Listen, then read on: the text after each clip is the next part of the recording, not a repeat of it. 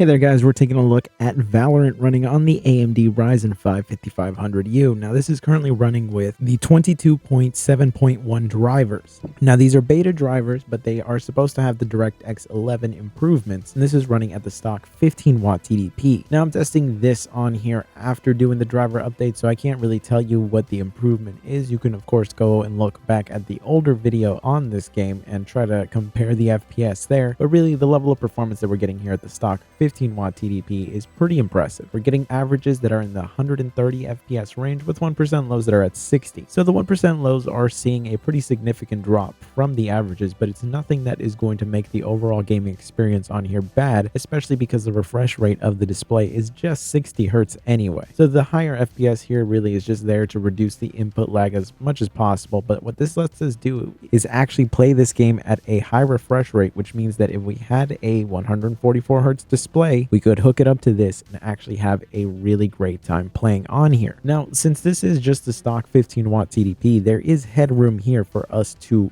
raise the TDP to try to get better performance, especially in terms of the 1% low, since it really is what's dragging down the whole experience here. And I use the word dragging down loosely because really overall it's not going to affect much, especially if you're just gaming with the built-in display. And by raising the TDP up to 25 watts, what we really see is just an improvement in the 1% lows. The averages see a small bump, but the averages fluctuate a lot throughout the game anyway. So comparatively speaking, this is going to feel very similar to the stock TDP, except for the fact that the 1% lows aren't going to be dropping as low, and you're going to have less moments of stutter. Really, it is overall a nicer experience, but nothing earth-shattering. Of course, I would consider the stock setting to be perfectly playable. This is just a improvement over what was already a pretty great experience. So if you're on a system that actually lets you go up to 25 watts, and I suspect most systems with the 5500U should be able to at least reach this TDP, you're actually going to be able to utilize that extra performance and get an overall nicer experience. Though if you're just using the internal display, I really don't think that there's any need for you to raise the TDP. But if you do have an external monitor, this is going to open up a lot of avenues for you, and you could actually have a really rock solid time here. And going all the way up to the 30 watt TDP, you can see that our 1% lows are pretty much within the same range. It's going to vary slightly just depending on the exact map that you're on, but in general it's always on the around the same range. It's pretty much around the mid 70s to 80 FPS range, and our averages are now comfortably in around 150 FPS range, well above what you would have with pretty much any display, though using the internal display on here kind of unnecessary levels of performance because we are just capped at 60 Hz anyway there. But if you're someone that is gaming with an external monitor, this boost in performance is nice, but it's not anything that's remarkable, and we are getting into some pretty high temperatures now. I mean, if you just look at my system, it is already at a 90-degree temperature, and this is just 2 games into this TDP. So really not a whole lot of gaming happening here, and already it is at temperature levels that I would consider to be dangerous and really not recommended. But it's really all about your risk management. Maybe it doesn't really matter too much to you if a low-end system like this ends up dying in a couple of years, but if you're someone that uses your hardware for a very long time, this is putting yourself at risk for pretty much very little to no gain. I don't think you're going to notice a difference between 130 and 140 Hz and 150. They're all so close to each other that you really aren't going to be able to differentiate it, especially since you're just playing on a display that at most is 144 Hz, unless you're a lunatic that spent money on a 240 Hz display to use with your $500 laptop. I certainly wouldn't put it past anyone of actually doing that, but I can't say it's exactly the smartest move. But in general, I'm really happy how this performed on here. Again, don't really know exactly how it compares. We are going to be looking at a comparison between the old drivers and the new ones. So that's going to be on the 5600U. I'm currently working on that. It's going to be a bunch of different esports titles. We're going to see how they perform on the old drivers, and then we're going to see how it performs on the new ones to see if there's any actual uplift in the games that I think